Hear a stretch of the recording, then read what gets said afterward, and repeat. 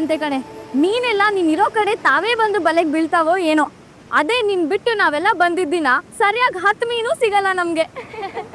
ಹಾಗೇನಿಲ್ಲ ಜಲ್ಜಾ, ಮೀನ್ ಹಿಡಿಯೋದು ಒಂದು ಕಲೆ. ಅದನ್ನ ನಮ್ಮಪ್ಪ ನಂಗೆ ಚಿಕ್ಕ ವಯಸ್ಸಿಂದನೂ ತುಂಬಾ ಚೆನ್ನಾಗಿ ಹೇಳ್ಕೊಟ್ಟಿದ್ದಾರೆ.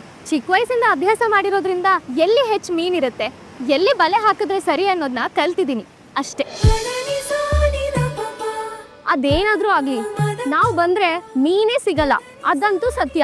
ನೀನ್ ಮದ್ವೆ ಮಾಡ್ಕೊಂಡು ಹೋದ್ರೆ ನಮ್ ಗತಿ ಏನೋ. ಮದ್ವೆನೂ ಇಲ್ಲ, ಏನೂ ಇಲ್ಲ. ಸುಮ್ಮನೆ ಏನೇನೋ ಹೇಳ್ಬೇಡಿ. ಆ ವಿಷಯ ಎಲ್ಲ ನಾನಿನ್ನೂ ಯೋಚನೆ ಕೂಡ ಮಾಡಿಲ್ಲ. ನೀನ್ ಯೋಚನೆ ಮಾಡಲ್ಲಮ್ಮ, ನಿಮ್ಮಪ್ಪ ಮಾಡದೇ ಇರ್ತಾರಾ?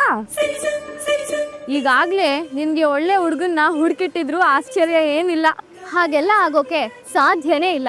ನಮ್ಮಪ್ಪಂಗೆ ನನ್ನ ಅಭಿಪ್ರಾಯನೇ ತುಂಬಾ ಮುಖ್ಯ.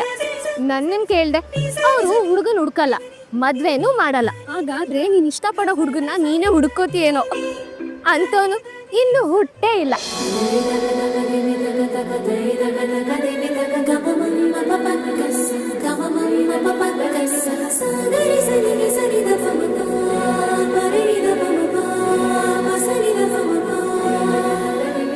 ಯಾರ್ಯಾರ ಹಣೆಯಲ್ಲಿ ಯಾರ್ಯಾರನ್ನ ಬರ್ದಿದಾರೋ ಯಾರಿಗೆ ಗೊತ್ತು ಅಂಬ.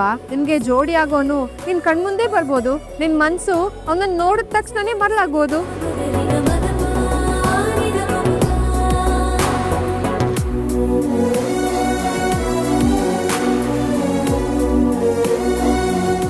ನೀನೇ ಅಪ್ಪನ ಹತ್ರ ಹೋಗಿ, ಅಪ್ಪ ನನ್ ಮದುವೆ ಆಗೋ ಹುಡುಗ ಇವನೇ ಅಂತ ಹೇಳಿದ್ರು ಹೇಳ್ಬೋದು.